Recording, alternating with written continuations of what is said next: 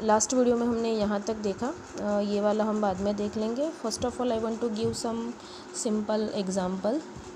क्या relative atomic mass क्या होता है, ठीक है, वो कंसेप्ट आपको यहाँ पे क्लियर हो जाएगा। तो यहाँ पे मेरे पास एक वेट बैलेंस है। अगर मुझे यहाँ पे मेरे पास एक ये सिंपल एक ब्लॉक है और बहुत सारे छोटे छोटे स्मॉल बॉल्स है मेरे पास यहाँ पे, ठीक है। I want to find out mass of this block. I want to find out mass of this block. मेरे पास क्या है, बॉल्स हैं छोटे छोटे, ठीक है। अब मेरे पास मुझे कोई भी यूनिट पता नहीं है, ग्राम किलोग्राम कुछ भी पता नहीं है, ऐसा मान लो। मेरे पास अभी कोई भी यूनिट मैं नहीं जानती मुझे, और मुझे उसका ये ब्लॉक का मास भी फाइंड आउट करना है। तो मैं क्या करूँगी, ये जो भी ब्लॉक है उसको मैं यहाँ पे रख दूँगी, ठीक है। और 1 बाय 1 ये जो भी स्मॉल बॉल्स है वो यहाँ पे रखती जाऊँगी। I put 1 2 3 4। अगर 4 पे ये बैलेंस हो जाता है, ठीक है, ये 4 पर ये बैलेंस हो जाता है यहाँ पे, तो मैं यहाँ पे क्या लिख सकती हूँ, मैंने क्या फाइंड आउट किया है, मास ऑफ दिस ब्लॉक। तो मैं यहाँ पे लिख सकती हूँ mass of block is equal to, यहाँ पे 1 2 3 4 4 times mass of small balls, ठीक है। कितने बॉल्स के बराबर ये ब्लॉक का मास हुआ, 4 बॉल्स के मास के अकॉर्डिंग हुआ, ठीक है।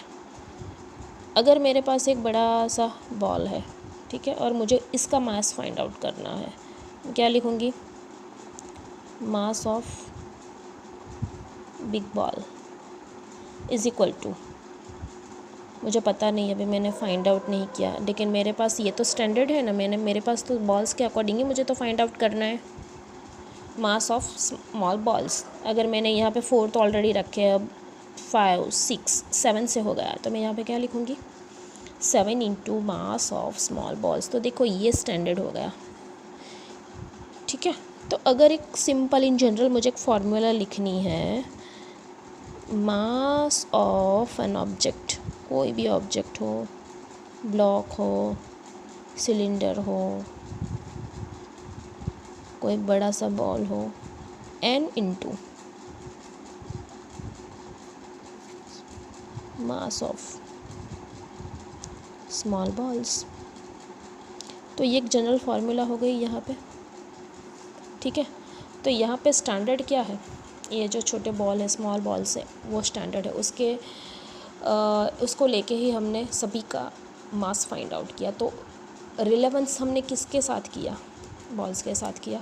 तो ये अब समझ में आया, इसके अकॉर्डिंग ये 4 टाइम्स ज़्यादा है, समझ में आ रहा है, ऐसा कुछ कंसेप्ट यहाँ पे है, ठीक है। तो यहाँ पे देखो,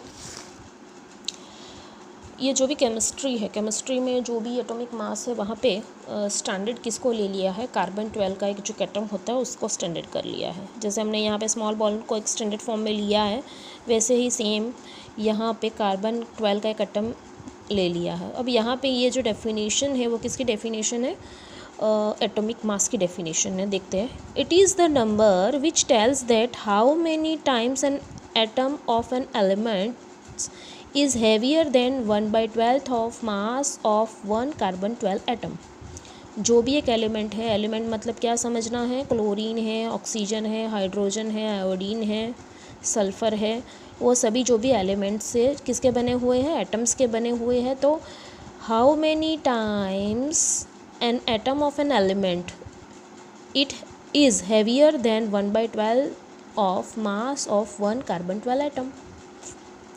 तो यहाँ पे देखो,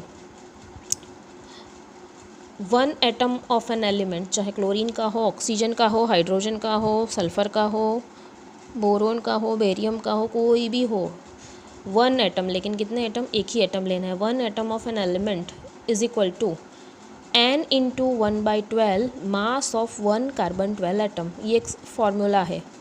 ये n यहाँ पे, जैसे हमें यहाँ पे नंबर मिल रहा था ना, 4 मिला, 7 मिला, तो यहाँ पे भी n एक नंबर होगा जो क्या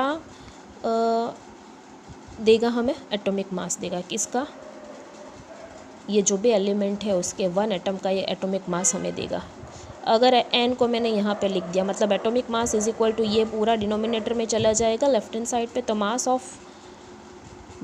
of 1 atom of an element upon 1/12 mass of 1 carbon 12 atom, ये हो जाएगी फॉर्मूला हमारी।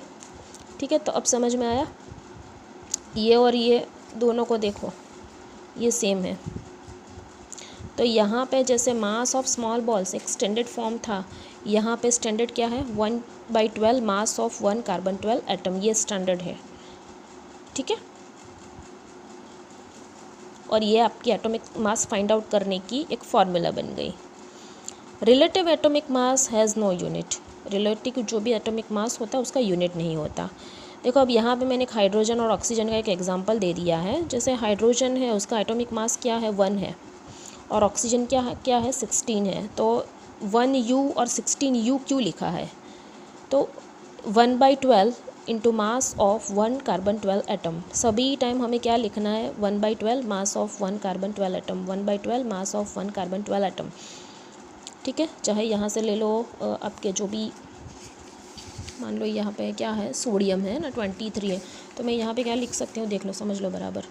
सोडियम क्या है 23 इंटू ये वही रहेगा 1/12 मास ऑफ 1 कार्बन 12 एटम। तो हर बार मुझे ये 1/12 मास ऑफ 1 कार्बन 12 एटम नहीं लिखना है, तो मैंने उसको क्या स्टैंडर्ड मतलब क्या यूनिट दे दिया है, AMU एटॉमिक मास यूनिट। ठीक है, तो AMU ये AMU, लेकिन अभी IUPAC जो होती है हमारी लेटेस्ट वो क्या रेकमेंड कर रही है, AMU की जगह हमें क्या लिखना है, क्या we return AMU as U, अब हम U ही लिखते हैं, तो ये हर बार नहीं लिखना है, इसके लिए बिहाफ पे हमें क्या लिखना है U लिखना है। ठीक है, तो यहाँ पे मैं लिख सकती हूँ 23U। ओके, देखो यहाँ पे 23, अब ये जो भी है एटॉमिक मास वो क्या किस में दे रहे हैं, मतलब उसका यूनिट क्या है U। ठीक है, तो ये हमारा पूरा कंसेप्ट था। नेक्स्ट वीडियो में हम जो भी बुक में है वो देख लेंगे। ठीक है, आई होप आपको ये समझ में आ जाएगा। Thank you.